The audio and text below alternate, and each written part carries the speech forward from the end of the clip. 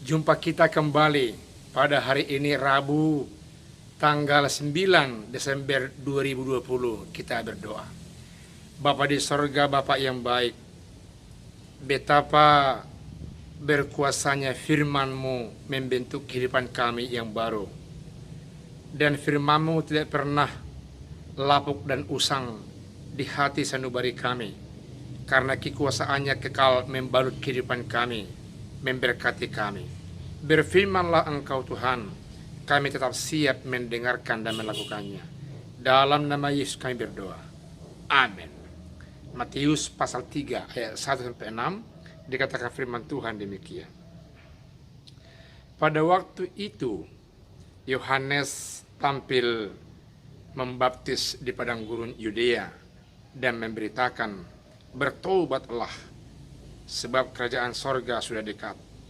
Sesungguhnya dialah yang dimaksudkan Nabi Yesaya ketika ia berkata, ada suara yang berseru-seru di padang gurun, persiapkanlah jalan untuk Tuhan, luruskanlah jalan untuk Tuhan. Yohanes memakai jubah bulu unta dan ikat pinggang kulit, dan makanannya belalang dan madu hutan. Maka datanglah kepadanya penduduk kota Yerusalem dari seluruh Judea dan dari seluruh daerah sekitar Yordan. Lalu sambil mengaku dosa, mereka dibaptis oleh Yohanes di sungai Yordan. Demikian firman Tuhan. Sebagaimana yang saya katakan bahwa firman Tuhan ini terus menerus dikumandangkan, walaupun terkadang dari persepsi atau dari pandangan Yohanes, terkadang dari pandangan Markus, terkadang dari pandangan Matius, seperti firman Tuhan yang kita dengarkan barusan. Namun yang jelas, semua menekankan tentang pertobatan yang diserukan oleh Yohanes yang menggenapi firman yang disampaikan oleh Yesaya. Hakikatnya sama sebenarnya. Walaupun demikian, kita tidak pernah merasa bosan mendengar firman Tuhan. Kalaupun kemarin firman Tuhan ini dikumandangkan, hari ini juga dikumandangkan, tapi saya yakin gaya kita untuk menangkapnya dan gaya kita untuk menyampaikannya pasti akan berbeda, saudaraku yang kekasih. Oleh karena itu, jangan pernah bosan, jangan pernah merasa sudah pernah aku dengarkan dan saya kurang menarik hari ini mendengar itu. Tidak demikian. Biarlah firman Tuhan berkarya bekerja di hati dan pikiran kita masing-masing.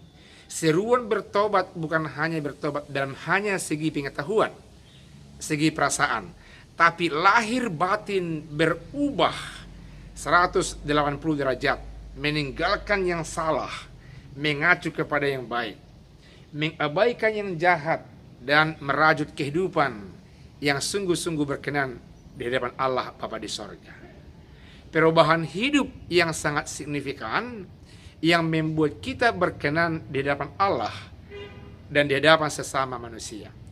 Banyak orang mengaku dirinya bertobat, tapi perlakuannya tetap saja seperti yang dulu, membuat orang susah, membuat pikiran orang kacau, membuat masyarakat di sekitarnya bingung dan kelabakan, tidak pernah mau merangkul, menyenangkan hati orang, membimbing orang ke arah yang baik, membuat orang senang, memberikan yang terbaik apa adanya buat orang. Saudaraku yang kekasih, itulah senantiasa yang dididikan Tuhan dari kita sebagai buah pertobatan kita. Itu artinya bahwa setiap saat, setiap waktu, di mana tempat, kita harus menunjukkan hidup kita, hidup yang sudah berubah, hidup yang bertobat, agar hidup kita ini hidup yang berkenan kepada Allah, hidup yang sungguh-sungguh berkenan di hati sesama manusia. Saudaraku yang kekasih, dikatakan firman Tuhan bahwasanya perlu bertobat, dan pertobatan hidup itu meski memperlihatkan cinta kasih. Karena cinta kasih adalah sebuah ciri khas kehadiran Tuhan dalam hidup kita. Pertobatan meski tandai dengan cinta kasih yang dimaknai dengan perbuatan.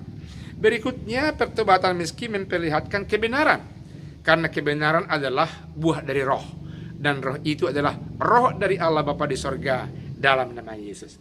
Oleh karena itu, ketika kita mengatakan kerajaan Allah sudah dekat, malah sudah sampai dalam kehidupan kami, tanpa ada pertobatan yang memperlihatkan kebenaran dan keakraban hidup kita yang mencitrakan kita hidup dalam roh, itu semuanya adalah omong kosong.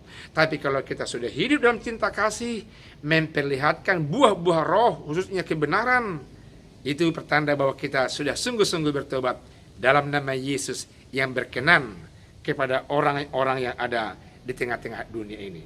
Sehingga orang di sekitar kita, sebagaimana orang yang ada di Yerusalem, saling bertobat, yang ada di Yudea, yang ada di sekitar Sungai Yordan, memperlihatkan kemauan.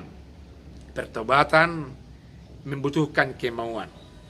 Kebenaran, cinta kasih membutuhkan kemauan.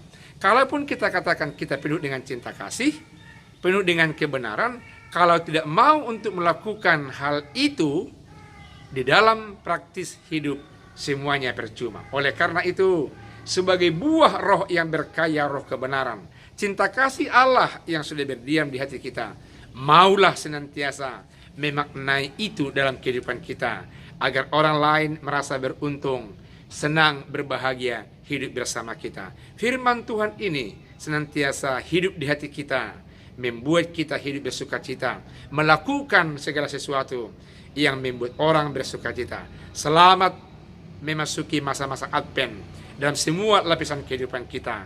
Amin. Kita berdoa.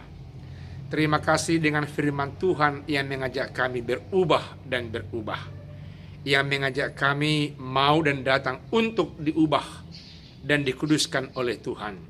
Biarlah Tuhan lewat Roh Kudus-Nya mengajak kami menghidupi buah-buah roh, memperlihatkan cinta kasih yang berkenan kepada Allah Bapa di sorga dan kepada sesama manusia. Dalam nama Yesus kami berdoa. Amin.